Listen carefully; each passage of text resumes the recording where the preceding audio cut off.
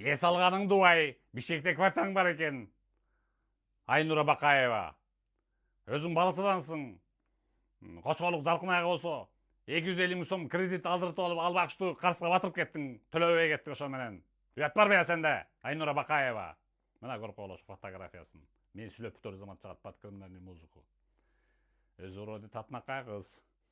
Чырайыңды чылап өчмөк беле. Ичиңдин баары ийип атса, сыртың жытылдаган менен. Айнура Бакаева.